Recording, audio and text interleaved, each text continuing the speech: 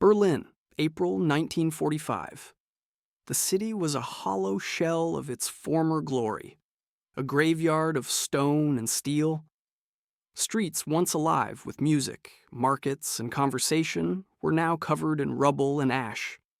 The stench of smoke, death, and burning flesh hung heavy in the air. Civilians fled into the sewers or hid in the basements of bombed-out buildings, praying that the endless artillery fire would spare them. Above them, the sky was darkened by smoke and the constant roar of Soviet aircraft, and the once powerful armies of the Third Reich had been reduced to scattered fragments. Hitler's empire was crumbling. Outside the Führerbunker, the city was falling apart. Tanks rolled through shattered streets, and Soviet troops pressed relentlessly, determined to crush the Nazi heart of Germany. The sound of distant explosions was constant, like the heartbeat of a city already dead. Yet deep beneath the surface, Adolf Hitler remained, insulated by layers of concrete, refusing to see a world without him. He could have left. Escape routes had been prepared. Aircraft were ready to fly him to safety. Loyal officers begged him to retreat, to preserve his life, to save what remained of the Reich. Yet Hitler refused. This refusal was deliberate. It was a conscious, ideological, and psychological decision that reflected the core of who he was. Hitler did not see himself as merely a man who could run or survive.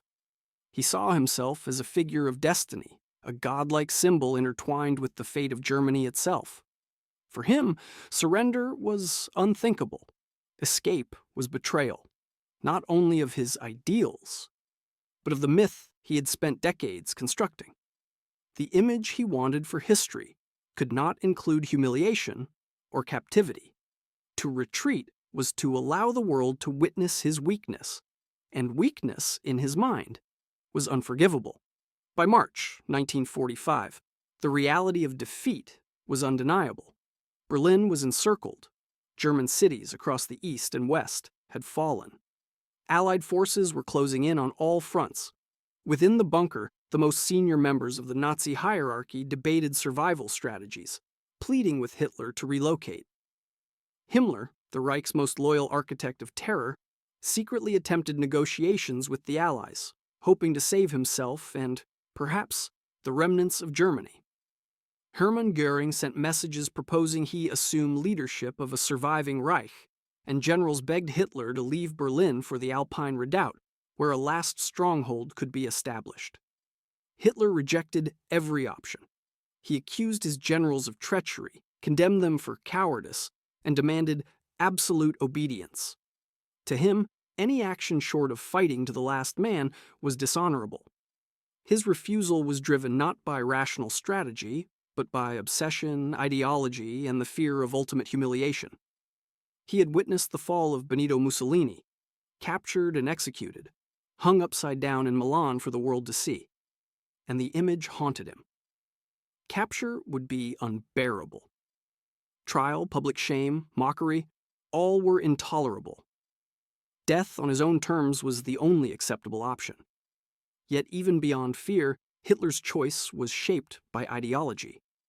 He believed in a concept derived from Wagnerian mythology. Götterdämmerung, the twilight of the gods, the idea that civilizations did not fade quietly, but burned spectacularly in apocalyptic collapse. Berlin would be the stage of his final act. If Germany could not survive, it deserved total destruction. Orders were given to destroy factories, infrastructure, and anything that might aid the enemy. Entire neighborhoods were to be leveled. The logic was merciless.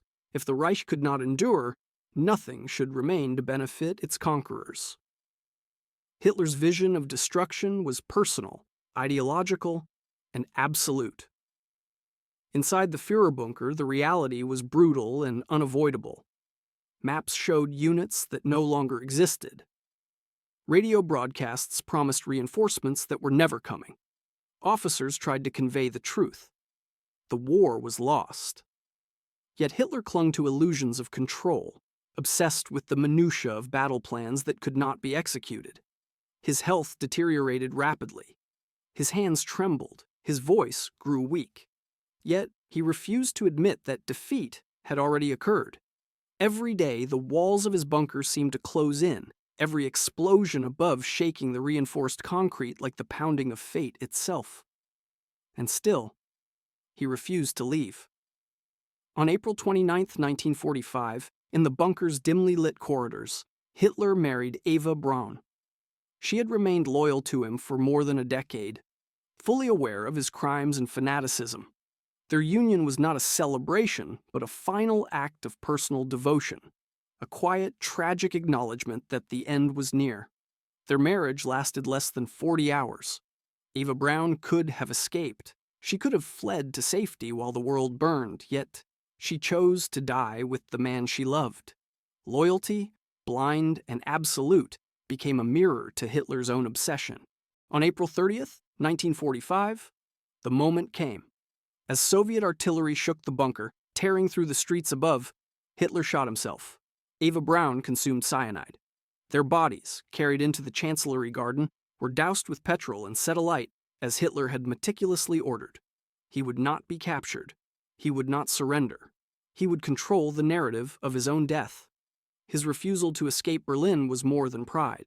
It was a statement, a final act of absolute control, a refusal to acknowledge reality, and a demonstration of ideological fanaticism.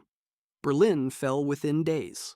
The Third Reich, once feared as invincible, crumbled. Millions had perished. Cities lay in ruins. The world would forever bear the scars of Hitler's choices. In his mind, dying in the bunker preserved his myth. In reality, it was the culmination of obsession, pride, and delusion. Hitler refused to escape Berlin not because there was nowhere to run, but because to live meant admitting defeat, and defeat was an impossibility in the world he had constructed in his mind. His choice sealed the fate of millions, defined the collapse of an empire, and ensured that history would remember him not as a savior, but as a warning. Death on his own terms, scorched earth, ideological fanaticism, absolute control. These were the pillars of his final act. And in the end, the man who promised a 1,000-year Reich chose annihilation over accountability, choosing a path that consumed him, his followers, and the dreams of a nation. Hitler's refusal to escape Berlin was not bravery. It was obsession, not loyalty, but a terrifying devotion to an idea that had long since died, leaving only ash, ruin, and the haunting lesson of what happens when ideology outweighs humanity.